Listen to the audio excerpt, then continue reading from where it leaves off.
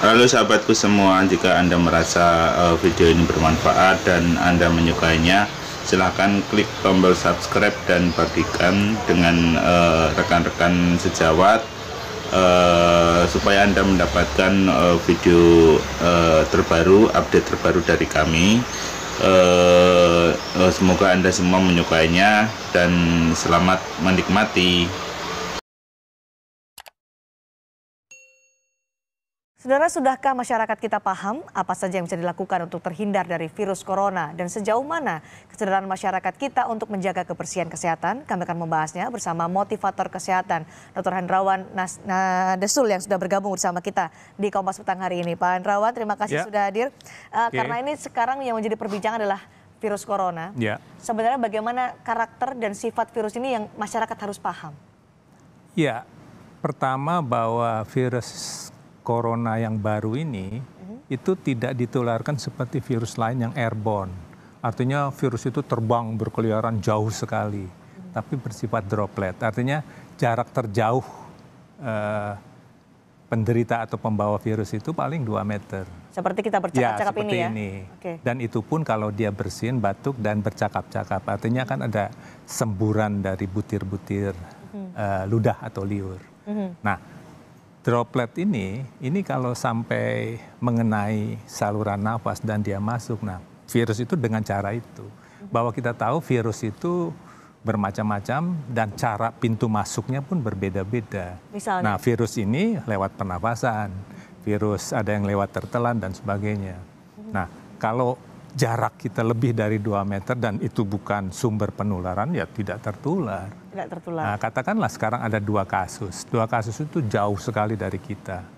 Dan hanya kalau kasus itu masih ada di antara kita, itu kita potensi tertular. Tapi kalau tidak ada, ya tertular dari mana? Jadi probabilitas orang tertular itu kalau dia berdekatan 2 meter dengan pembawa virus. Dengan pembawa virus? Pembawa virus ada 2 macam. Dia sudah sakit atau dia belum sakit, tapi di dalam tubuhnya sudah ada virus. Nah, kalau dia dalam masa inkubasi, masa tunas begitu, dia sudah punya virus, tapi tidak menunjukkan gejala bahwa dia berpenyakit corona. Tapi dia bisa menularkan. Bisa berpotensi itu. Itu yang kita takuti. Dan seperti itu pun sudah terscreen, sudah tertapis ketika pemeriksaan suhu badan dan sebagainya. Nah, masalahnya sekarang bagaimana pintu masuk ke Indonesia yang 134 bandara dan pelabuhan ini bisa ketat. Tidak ada yang lolos. Karena tadi disebutkan ada orang yang tidak menunjukkan gejala atau mungkin dalam masa inkubasi virus corona ini bercakap-cakap dengan orang yang mungkin dalam keadaan yang normal, yang kemudian khawatir kalau dirinya bisa terpapar corona, apalagi belum mengetahui orang ini inkubasi atau tidak. Nggak akhirnya menggunakan masker untuk melindungi diri sendiri. Apakah itu tindakan yang betul? Ya, sebetulnya begitu. Masker dipakai sebetulnya ketentuan dari CDC Amerika itu hanya dipakai oleh orang yang sudah positif sakit. Orang yang sudah sakit. Orang sehat sebetulnya tidak, kalau maksudnya pencegahan. Pencegahan bagi orang sehat sebetulnya bukan pakai masker, tapi dia tidak ke tempat-tempat publik. Nah sekarang misalnya di Depok ada 2 kasus. Tempat-tempat publik yang sekitar itu barangkali dan orang kan bisa jauh melebihi Depok, tapi kan itu juga kecil kemungkinan. Ya, jadi probabilitas orang untuk ketemu yang membawa virus sangat kecil. Sangat kecil saat ini. Sangat kecil. Meskipun kita tidak tahu apakah orang-orang yang ada di sekitar kita adalah orang yang dalam masa inkubasi corona atau membawa tadi Anda sebutkan Pak Hendrawan ada di dalam virusnya, dalam tubuhnya saat ini tidak diketahui meskipun ada pembawa virus corona. Tapi orang itu kan datangnya kan dari luar. Karena di Indonesia tidak ada, dia dapatnya dari luar. Ketika dapat dari luar kan di pintu masuk bandara dan itu kan sudah di screening. Nah sekarang yang 2 ini sudah terlanjur masuk, itu juga di tracing. Mundur ke belakang, dia ketemu siapa, dia masuk rumah sakit mana. Nah, orang-orang ini pun sudah diobservasi, sudah dipantau. Nah sudah dipantau, artinya dilihat 14 hari menunjukkan gejala enggak. Jadi orang-orang ini tidak berkeliaran. Jadi orang warga Indonesia tidak perlu khawatir. Betul, karena sudah di tracing. Pemerintah sudah melakukan, orang yang sudah pernah ketemu yang 2 kasus ini siapa saja, itu sudah diisolasi, tidak ada di tempat umum. Jadi tempat umum praktis tidak ada. Kalau kita mendengar informasi saat ini beredar di media sosial, kemudian juga di informasi-informasi yang bisa kita dapatkan adalah cara penularannya, droplet itu ada di benda yang ada di sekitar kita, kemudian kita pegang benda yang ada droplet penderita virus corona, itu akan sangat mudah kita tertular virus corona. Sangat mudah kalau tangan kita memang positif memegang itu dan menyentuh wajah. Jadi wajah tersentuh, dia masuk ke liang hidung atau mata. Nah, dengan cara begitu virus masuk. Sebenarnya usia virus itu berapa lama? Ya, ini susahnya. Jadi kalau virus itu masih hidup di benda-benda atau barang-barang yang bersifat biologis, lendir, ludah, ya kulit manusia, itu lebih bertahan lama. Tapi kalau dia benda mati, mouse atau meja itu dan kering, itu lebih cepat. Jadi ada yang bilang 7 hari kalau di tempat biologis, ada yang bilang berapa jam. Tapi prinsipnya bahwa virus itu bukan di luar tubuh manusia hidup. Bukan di luar tubuh manusia. Bukan. Jadi Dia kalau tidak akan kemungkinan hidup. misalnya ada di droplet ini ada di mouse ini, kemudian saya pegang, apakah saya punya peluang lebih besar untuk tertular virus corona? Oh ya tentu. Jadi siapapun, tapi yang pegang mouse ini siapa? Ada nggak yang positif bahwa virus pegang mouse? Kan tidak ada. Ya itu. Jadi kita jangan beranggapan bahwa semua orang yang flu itu bahwa dia membawa virus. Membawa virus corona. Kalaupun sudah ada yang membawa virus, pemerintah sudah menahan dia dalam isolasi. Jadi prinsipnya tidak ada manusia membawa virus yang berkeliaran di tempat umum. Tapi bahwa itu ada yang kecolongan satu dua mungkin saja. Dan secara epidemiologis, satu orang yang positif membawa virus, di sekitarnya ada 4-5 orang yang tertular. Jadi kalau 5 orang tertular, masing-masing menularkan lagi, kali 5 lagi, 25. 25 orang masing-masing 5 lagi, 125. 625. Nah itu yang harus dipotong. Jadi ketika 2 kasus sudah ada, ditelusuri, di tracing yang sebelumnya, itu dipotong, artinya langsung ditangkap. Supaya 5 orang mungkin untuk diisolasi atau dikarantina begitu ya. Nah, artinya akan dipantau yang kalau sudah itu diawasi.